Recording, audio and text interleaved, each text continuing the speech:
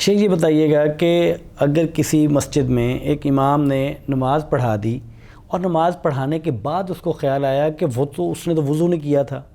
یا وضو کیا تھا تو وہ وضو تو اس کا باقی نہیں رہا تھا، اور اس نے اسی طرح نماز پڑھا دی، تو اب اس کی اپنی نماز کا کیا ہوگا اور جو مقتدی ہیں ان کی نماز کا کیا ہوگا؟ اس مسئلہ میں اہل علم کے ہاں اختلاف پایا جاتا ہے۔ امام مالک رحمہ اللہ، امام شافعی رحمہ اللہ اور امام احمد رحمہ اللہ، ان تینوں فقہا اور ائمہ کے نزدیک مقتدیوں کی نماز صحیح ہے اور ان کو نماز لوٹانے کی ضرورت نہیں۔ امام جو ہے اس کی نماز باطل ہو گئی، وہ اپنی نماز کو دوبارہ پڑھے گا اور دہرائے گا۔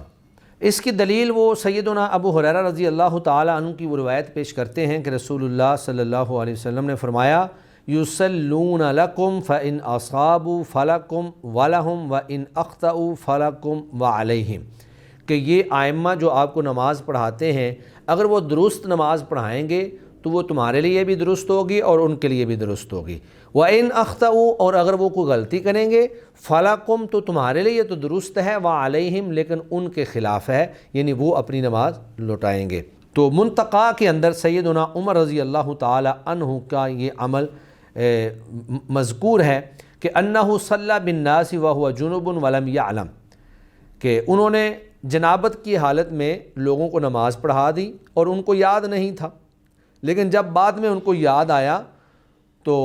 جو مقتدی تھے انہوں نے اپنی نماز نہیں لوٹائی، لیکن حضرت عمر رضی اللہ تعالی عنہ نے اپنی نماز کو لوٹایا۔ اسی طرح حضرت عثمان رضی اللہ تعالی عنہ کے بارے میں بھی ایک روایت جو ہے وہ ملتی ہے۔ تو امام ابن المنذر رحمہ اللہ سیدنا ابو ہریرہ رضی اللہ تعالی عنہ کی اس حدیث کی بنیاد پر فرماتے ہیں کہ ھذا الحدیث یرد علی من زعم ان صلاۃ الامام اذا فسدت صلاۃ من خلفہ، کہ یہ حدیث ایسے لوگوں کے اوپر رد ہے جن کا یہ خیال ہے کہ امام کی نماز اگر فاسد ہو جائے تو مقتدیوں کی نماز بھی فاسد ہو جاتی ہے۔ امام بغوی رحمہ اللہ اسی حدیث مبارکہ سے استدلال کرتے ہوئے فرماتے ہیں کہ مقتدیوں کی نماز جو ہے وہ صحیح ہوگی اگر امام جو ہے وہ بے وضو ہے، لیکن امام کی نماز جو ہے وہ صحیح نہیں ہوگی، اس کو نماز لوٹانی پڑے گی۔ جبکہ امام ابو حنیفہ رحمہ اللہ فرماتے ہیں کہ امام اور مقتدی جو ہیں دونوں کی نماز باطل ہو گئی، لیکن مذکورہ دلائل اور حدیث مبارکہ جو ہے اس موقف کے خلاف ہے، لہٰذا ائمہ ثلاثہ کا جو مسلک ہے وہ راجح اور قوی ہے، کیونکہ وہ ان احادیث اور ان دلائل پر مبنی ہے۔